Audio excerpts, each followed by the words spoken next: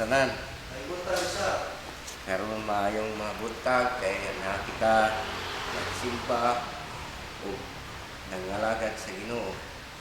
Ang atong ebanghelyo mga igsoon nagahisgot kini sa kinabuhi.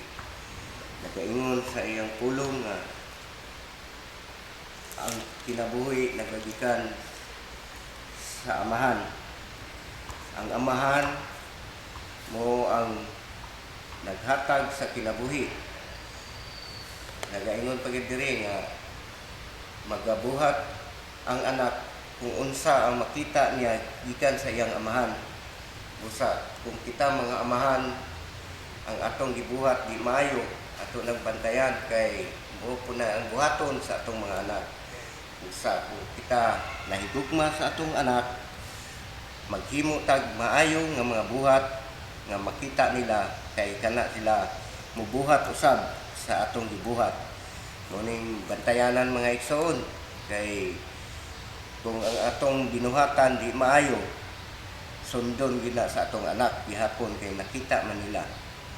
Sa ang atong ebanghelyo naghisgot gini sa amahan ug anak. Ang anak mosunod sa iyang amahan. Sa si Ginoong Hesukristo nagaingon nga unsay gisulti sa akong amahan mosad ang iyang sulti. Kinsa ang nahigugma sa amahan, nahigugma usab sa anak. Sa mga igsoon atong bantayan nga ang atong mga anak dili may salaag. Kita mga amahan mo ang modelo sa atong mga anak.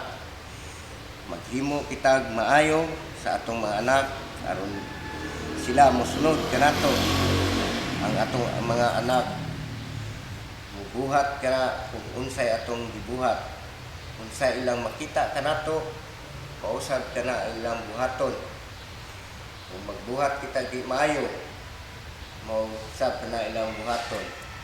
Nagaingon gas panultihon unsa ang akong imong ginikanan mausab ikaw ang anak. Kung ang imong amahan pasagiliro may puruhan yung ang anak sunod gihapon kay maumay ilang nakita sa mga igsoon. Mahimo unta kitang modelo sa atong mga anak. Maghimo kita maayo nga ilang makita aron ang atong mga anak mosunod kanato ug mahadlokon diha kanato. Kay nagaingon sa pulong unsay imong gitanom usab imong anihon. Nagtanom ka di maayo, anihon niya pud nimo di maayo ang imong maani. Sa importante mga igsoon nga ang atong mga gawi, atong mga binuhatan kinahanglan nga sumikad gayud sa pulong sa Ginoo. Ang Ginoo oy mauna kanat unahon nato ang Ginoo unsay gisulti sa iyang pulong atong pagabuhaton. Dili ang atong kabubud-on nga galingong kabubud-on magbuot ta sa unsay atong buhaton. Sunod ta sa sugo sa Ginoo atong buhaton ang maayo kay aron ang atong kinabuhi mulungtad. Kay nagaingon siya sa iyang pulong nga ang mga patay mabanhaw. Nagaingon diri sa Juan 4, Juan 5 versikulo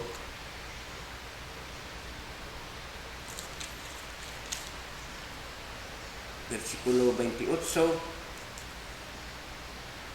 Nagaingon, ayaw kamo kahibulong kay moabot ang panahon nga ang tanang mga patay makadungog sa iyang tingog ug manggula sila sa ilang lubong.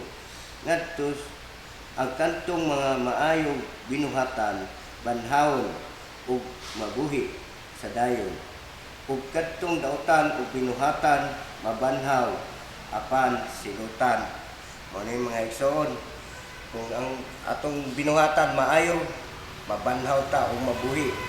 Apan kung dautan atong binuhatan, nagaingon diri, banhawon niya punta pero silutan wata kaybaw sa silot mga igsoon atong nahibawan ang impierno ang atong dangatan sa dautan atong binuhatan maimpierno ta muna yung mga igsoon nga ngayon ta maghimo ug mga maayong butang diri sa kalibutan kay mao kana atong sumbanan nga atong makuha nga mo at aron kita mabuhi hantod sa dayon sa mga igsoon. Importante kayo ang maghimo og maayo kay nagaingon sa iyang pulong nga ang naghimo og dautan dili gusto sa kahayag, ang mga dautan nagtago nasa kangit-ngit, ang naghimo og maayo nasa kahayag. Muni kuan comparison sa duha ka maayo ug dautan mga igsoon. Ang tawo nga maayo dili siya mahadlok bisan asa siya paingon kay wa man siya gihimo nga dautan. Apan ang tawo nga dautan maghadlok kana siya, mahibaw-an mo nga tawo dautan kay magsige na siya lingi-lingi murag nay kahadlokan. Sa mga igsoon importante ngayon ang paghimo og maayo kay ang maayo makabaton kita kinabuhi nga dayon. Ang dili magbuhat og maayo silutan ngayon sa Ginoo kay ang Ginoo walay gipalabi.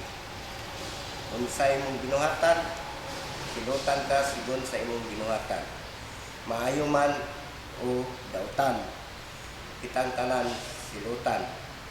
Pero ang maayo makabaton o kinabuhi dayon.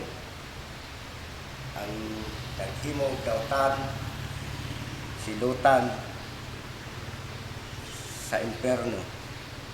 Mga igsoon, naot unta nga kita mahimong modelo sa atong mga pamilya, maghimo tag maayo atong ipakita sa dili lang sa atong pamilya kundi sa mga katawhan nga naa sa kalibutan.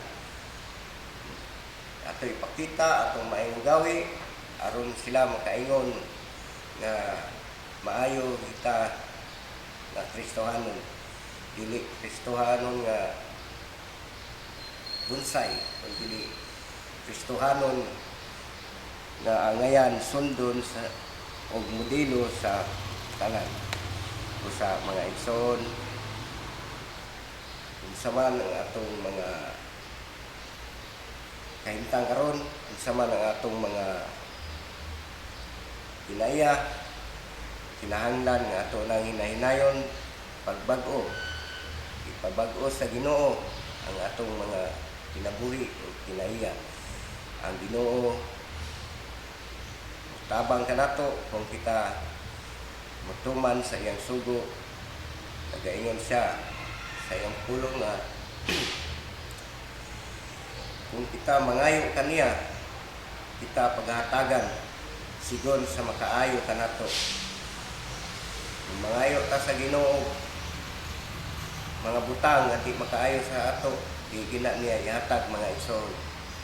Usa mag-ampo o mangayo, kay nagaingon siya ang mangayo pagatagaan ug ang magtuktok pag-aabrihan. Usa ang atong buhaton mga igsoon, mangayo ta sa Ginoo sa tanan butang nga maayo ug tara atong tuhuan nga madawat nato. Kay nagaingon siya sa pulong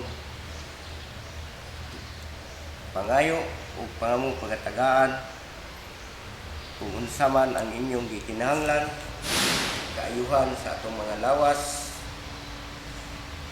panalangin, kana mga igsoon, iya kanang ihatag kanato.